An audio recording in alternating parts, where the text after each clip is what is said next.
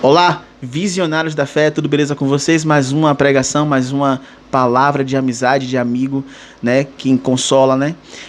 Eu sou Ricardo Freitas falando. Thiago Rosário. Olha, a passagem hoje é meio impactante, Thiago. Vai doer. Vai doer. Eu já recebi essa passagem quando eu era mais novo. E olha, doeu, viu? Ferida, né? Doeu.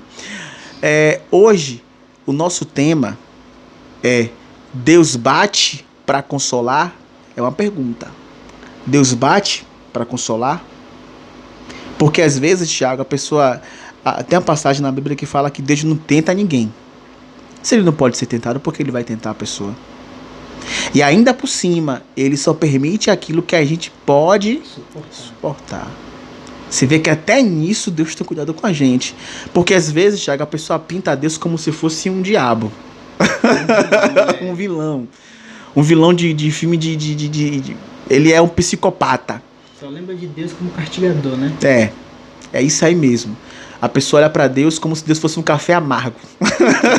Sem açúcar e sem leite. Forte. A pessoa toma sem tampar o nariz, né? Um chá de boldo. Só que Deus não é isso. Deus nunca será um Deus perverso. Se ele fosse um Deus perverso, a gente não estava nem mais na terra. Exatamente. Porque a Bíblia fala que a essência de Deus é justiça.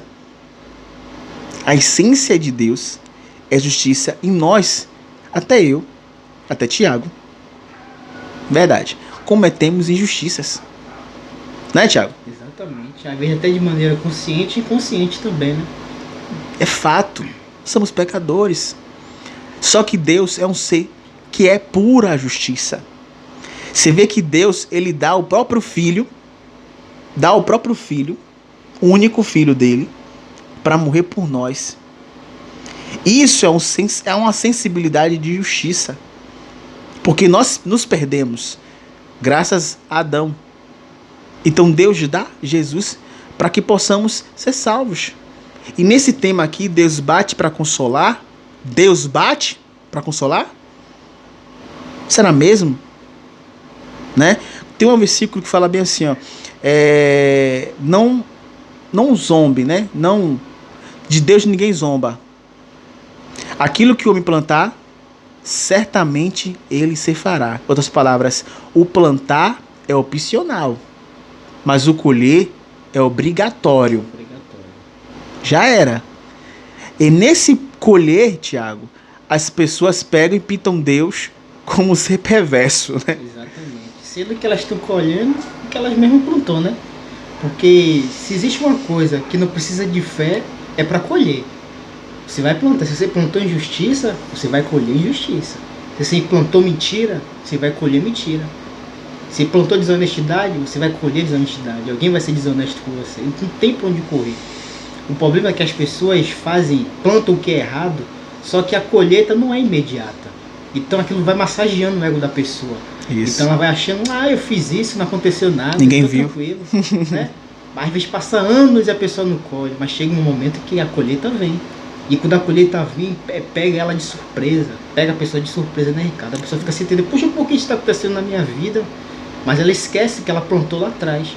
A sua vida hoje é resultado do que você plantou lá atrás, né? Verdade. Então as pessoas pegam, jogam essa culpa, esse fardo na conta de Deus, sendo que essa dívida é delas. Né? Com certeza. Essa dívida é delas, não é de Deus.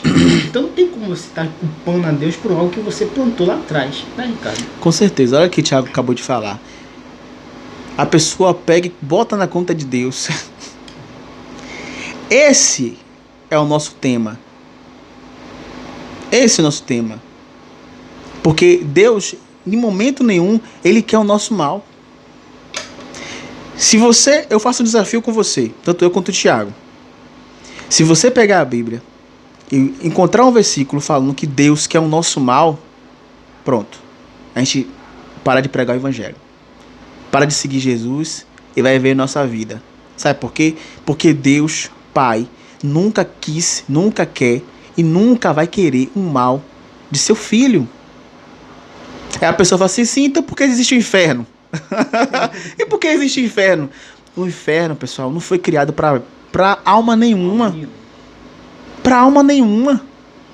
Em momento nenhum, Deus disse assim, eu vou criar um inferno para lançar as almas no lago de fogo.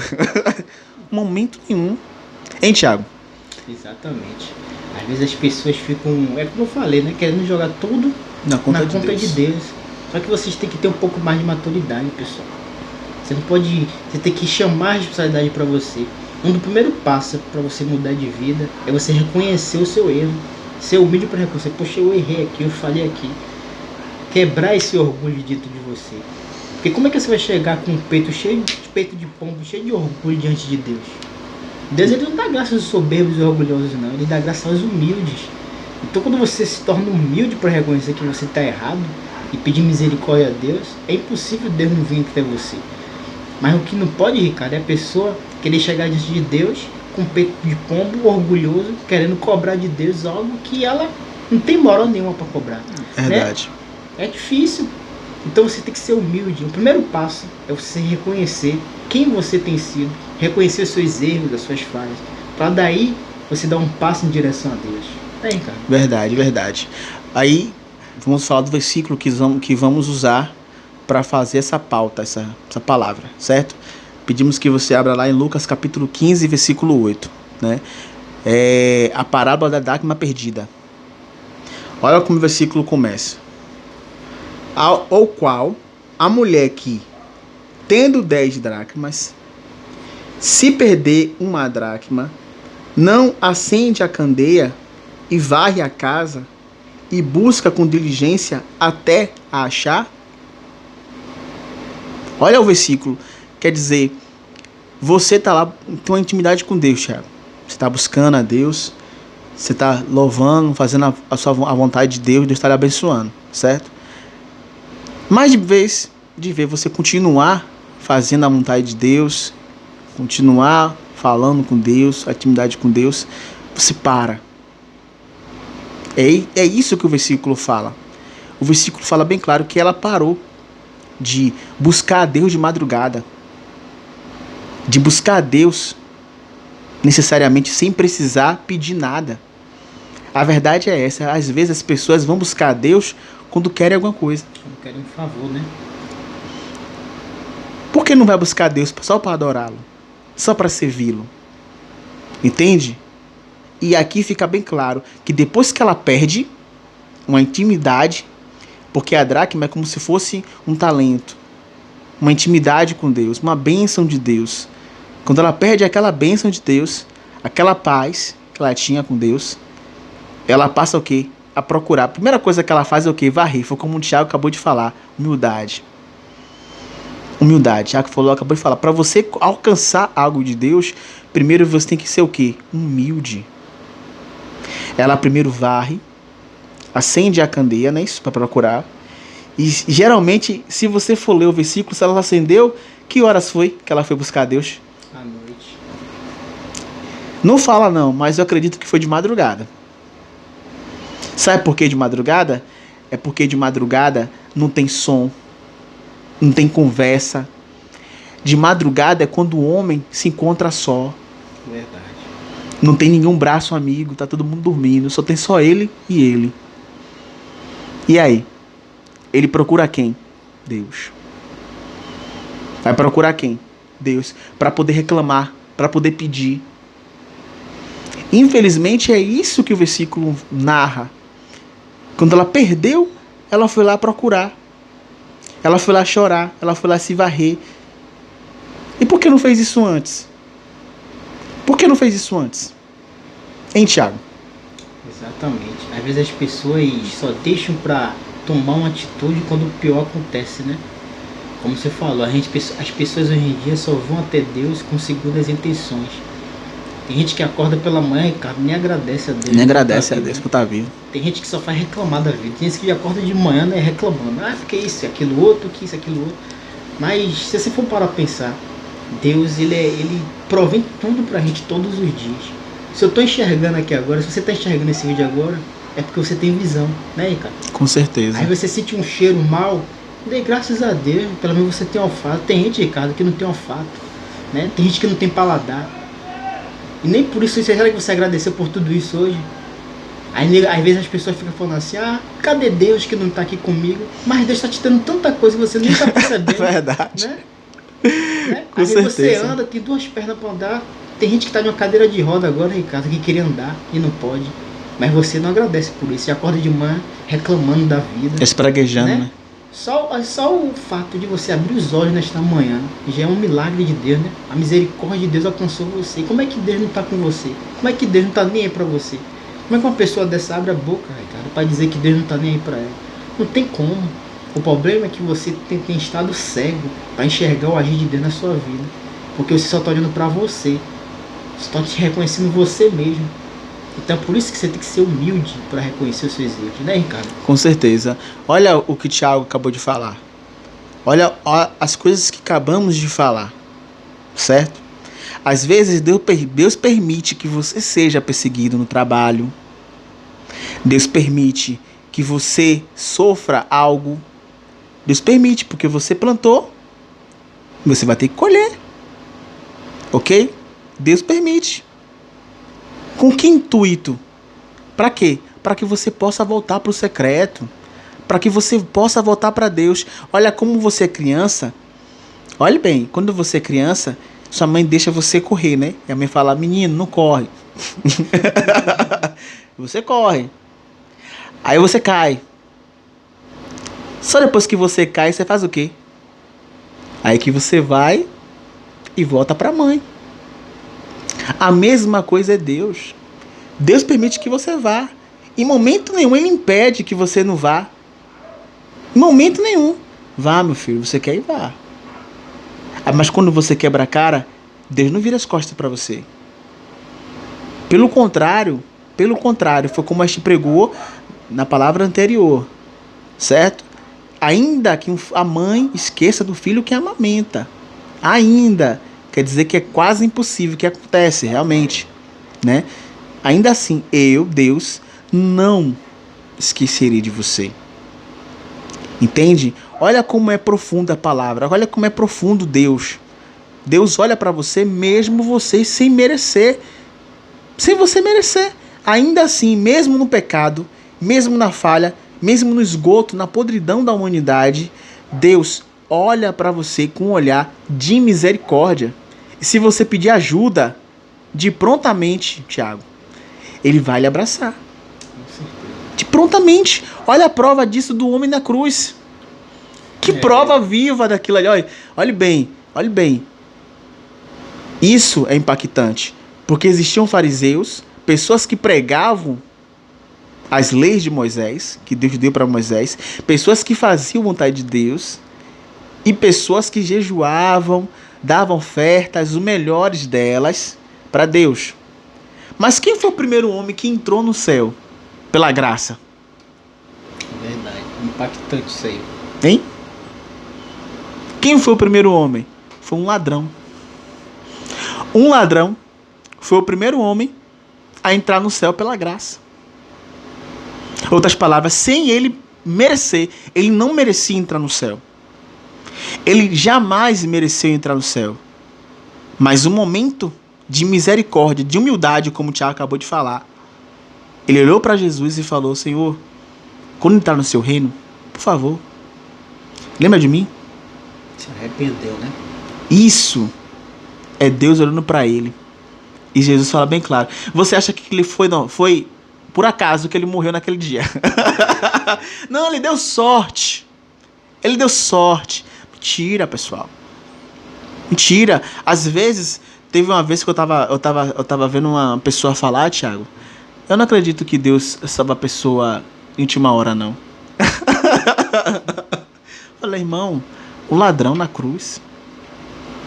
Ele se batizou nas águas, foi, irmão? Ele desceu da cruz, ele ressuscitou, desceu da cruz, se batizou, se converteu. Negativo. Ele morreu. Literalmente. E antes dele morrer, minutos antes, ele pediu perdão e reconheceu o erro dele. E Jesus o salvou.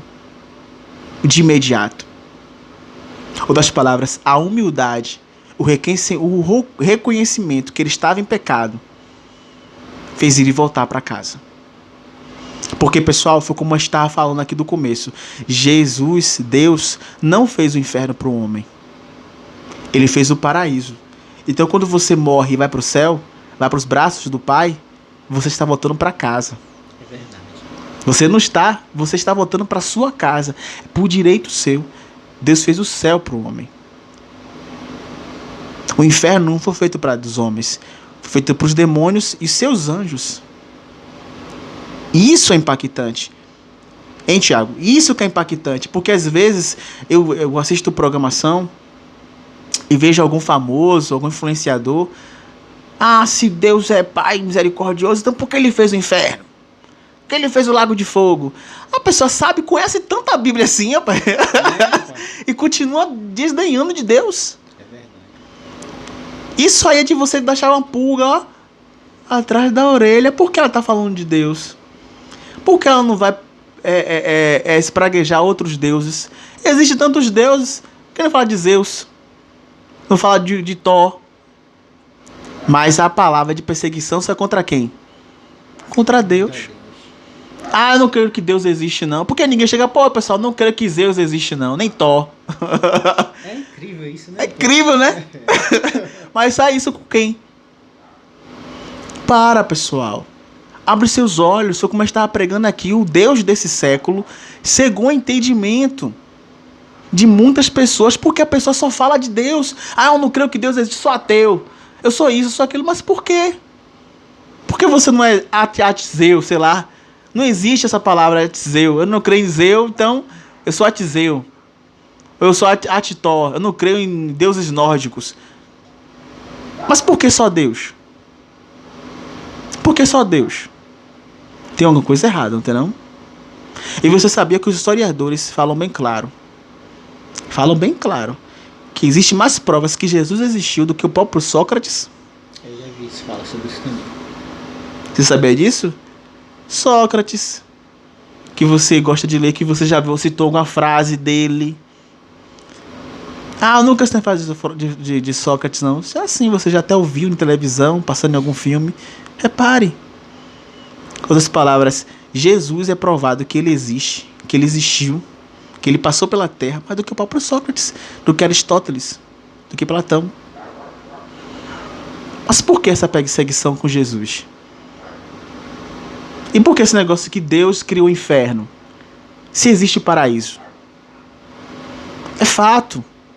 É hora de a gente abrir os olhos e olhar para Deus. Né, Tiago? Exatamente. Como você citou aí, né? Tem gente que é como uma pessoa, né? Que recebe uma herança, né? Quando você recebe a notícia que você recebeu uma herança, automaticamente você tem que fazer todos os trâmites legais para requerer a sua herança, né? Então tem muita gente desprezando a herança dela, que é o quê? A herança que Deus preparou para a humanidade, que é o reino dos céus. Isso. Muita gente tem desprezado essa herança. Tem deixado para lá a herança. Então, é só questão de você raciocinar. Pensar um pouco, como o Ricardo falou. Raciocina, pessoal. Raciocina que Deus, ele não quer o pior para você, mas ele quer o melhor. Com certeza. Você vê que ele criou o paraíso para Adão e Eva. Mas infelizmente, eles escolheram o pior. E é o que tem acontecido hoje em dia. Muita gente está escolhendo o que é pior. Está escolhendo as trevas desse mundo. Você vê que se for botar na balança, o que Deus tem a oferecer para a humanidade nem se compara com o que esse mundo entrega para a humanidade. Entrega para a humanidade, verdade. Olha só, a humanidade, pessoal, está doente. Eu nunca vi tanto caso de depressão e ansiedade no mundo todo. A humanidade está doente. Mas sabe qual é isso aí?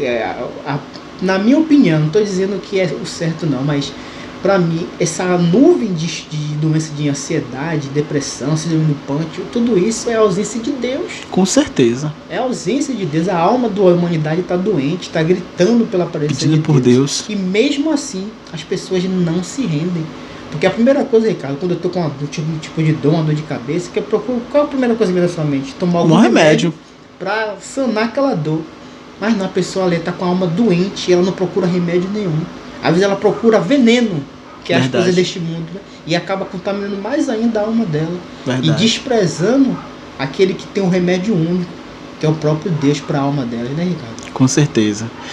com a passagem que a palavra que a gente acabou de falar, a gente vai fechar aqui a nossa pregação. E diferente do que fazemos geralmente de indicar um filme, não vamos indicar um filme. Vamos indicar uma canção de Sérgio Lopes, que se chama O Rei e o Ladrão.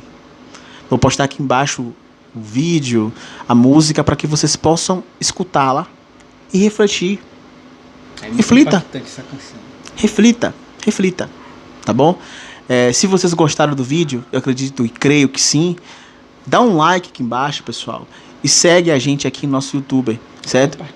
Compartilha também. Ajuda com o ID, né? Isso. Leva essa palavra para mais gente. Acompanha também a gente no Instagram, certo? Porque também passamos passagens bíblicas no Instagram da gente, para que vocês possam estar em contato com Deus, tá ok? Até a próxima Visionários da Fé. Ficamos por aqui.